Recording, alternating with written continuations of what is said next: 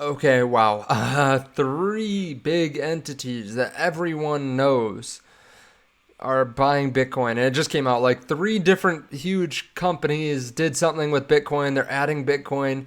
Some of them recently, some months ago in secret. And Bitcoin is approaching all-time highs. Let's talk about what's happening in the market. I'm getting goosebumps doing this. It's been years since we hit all-time highs, and I love it.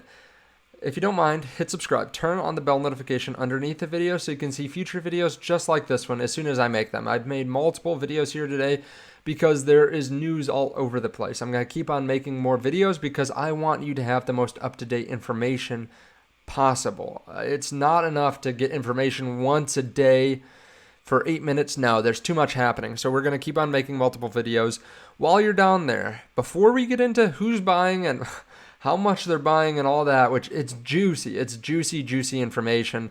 Probably my favorite video of the day coming right here.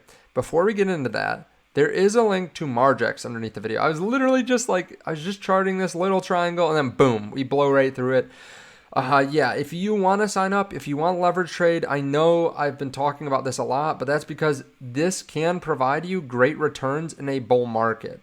This can help amplify your returns. Just make sure you don't get too greedy with it, but it can be really useful. There's also a link down there to CoinW in case you want to buy spot cryptocurrency. You can buy over on CoinW, and there's also a link down there to HGAlgo, which can tell you when maybe you want dollar cost into the market or dollar cost average out of the market, or when bullish momentum signals come up and you want to go long and then we spike up. So you can use that underneath the video as well. There's 20% off on that right now. Now, as I said, Bitcoin, it was hitting right against 68K, like 67,800 several times. Then finally, you tap the glass enough, the glass breaks. And yeah, we tapped the glass enough. We're literally right below all-time highs, just a few $100. This is going to be absolutely nuts. Congrats to everyone that's bought Bitcoin so far, because everyone, except for maybe 100 people in the world, are up on their Bitcoin investment. There's barely anyone that's underwater. Now, there are some big buyers today. First of all, let's get the ETFs out of the way. They're honestly the most boring today, which is interesting. But they had a massive flow day today. IBIT, 2.35 billion. FBTC, 1.04 billion. GBTC, 1.5 billion. Now, we don't know what these flows will look like. How much did they actually buy versus just sell back and forth? But there are some expectations from HODL 15, which has been doing this since the ETFs were announced, that it's going to be another massive fund flow day, another massive day of buying. He's going to post a thread, so we'll cover that probably in one of the next few videos. It's probably going to be a nice day of, I don't know, $500 million, $400 million worth of Bitcoin bought. And when there's not much out there, it sends up the price. That's what happens. That's why we're seeing the price continuously go up, because there's not much Bitcoin to go around. Now, speaking of people that want to buy Bitcoin, the Stanford endowments bought Bitcoin at 45K in February. In February, Cole Lee pitched IBIT to their Blythe fund. This is the student-run fund, which manages a portion of Stanford's endowment. Bitcoin is now 7% of their portfolio.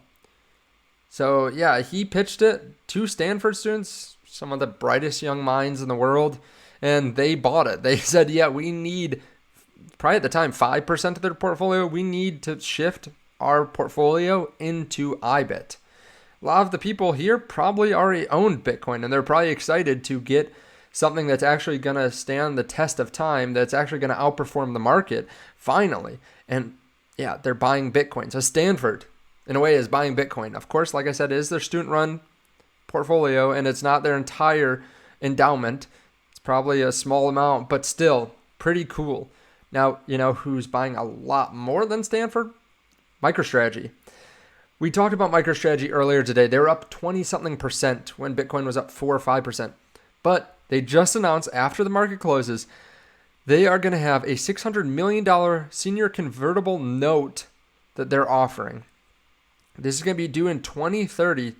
And yeah, what are they going to be doing with the $600 million? They're going to go buy Bitcoin. And what they've done in the past, they've been able to get really low interest rates. I looked at when they started buying Bitcoin, they were getting rates between like 1 and 5%, 1 and 4%. Like how great would you feel if you had gotten a loan in 2020, like when Bitcoin was maybe $10,000, $15,000 for 2% interest?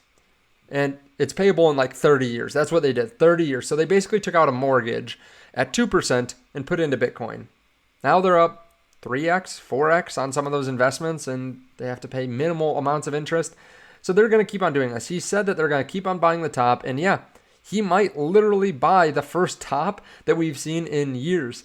This is awesome. And because they keep on buying Bitcoin, the price keeps on going up, which means MicroStrategy becomes more valuable. Right now, I believe they're priced at a bit of a premium to their underlying Bitcoin, which is what happens when they have a 20% up day and Bitcoin's only up 4%. They get a premium. So they're going and making the most of that premium. So they're the second entity. We have Stanford here. Blackrock, they're buying more. And it's not just their ETFs. Like, it's not just that they're offering it to their clients. No, they're buying it through some of their funds. So they said BlackRock is going to buy Bitcoin ETFs through its $36 billion Strategic Income Opportunities Fund. We saw this a little bit with Fidelity. I think it was 2 weeks ago. Maybe it was last week. In their Canadian funds, they're starting to allocate towards Bitcoin, but this is what's bound to happen. The interesting thing about this is their Strategic Income Opportunities Fund. Like income opportunity. Let's take a look at BlackRock's Strategic Income Opportunity Fund. Okay, so this fund is a flexible bond strategy that seeks to offer investors attractive income returns and meaningful portfolio diversification. Now, their total return, 2.82% for the last 10 years. Pretty awful. This being added to this fund, people are going to buy it forever. They're going to buy it, and they're going to be buying Bitcoin in the background, some of which won't even know it. So yeah, we may see some explosive days in the future too. It barely takes Bitcoin any time to double after it hits an all-time high, typically. In the 2017 bull run, it took 84 days. In the other three bull runs, or the 2013 and 2020 bull run, it took less than 3 weeks. So we may see an explosive move from here. I know that I'm set up so that I will do really well if the market goes up. I also have some cash on the sidelines in case we fall down, but this is an interesting time. There are a ton of people buying, like all your moms and pops and friends. They're all buying through the ETFs. And then we have endowments, large institutions buying, large companies buying. We have BlackRock adding it to their funds so that they can really like almost artificially pump it up. They can put it in this, allocate towards it, and it's not like anyone has to type in IBIT into the ticker box. No, they're just they say, you know what? I think IBIT is still a good value. I'm going to be buying it, or we're going to allocate towards it in all of our funds. It's going to happen slowly, and that's going to happen all at once. And we're seeing it all at once. We're seeing it happen right now. There's no Bitcoin left. There isn't. You're going to have a hard time finding enough for some of these entities. And yeah, people are coming out of the woodwork to start buying it. We're going to hit an all-time high probably really fast, really soon from the time of this recording, maybe by the time you're watching this. Thank you so much for watching. I appreciate it. Again, you can check out the link to Margex. If you want to trade, if you've thought about it for a while, just try it out. Put in $20, put in $100 or something like that. You can start trading. Make sure you understand what leverage trading actually is. I did a video this weekend on how to leverage trade, what it actually is. I'll put that video on the end screen so you can actually review that video first. Thank you so much. I appreciate it.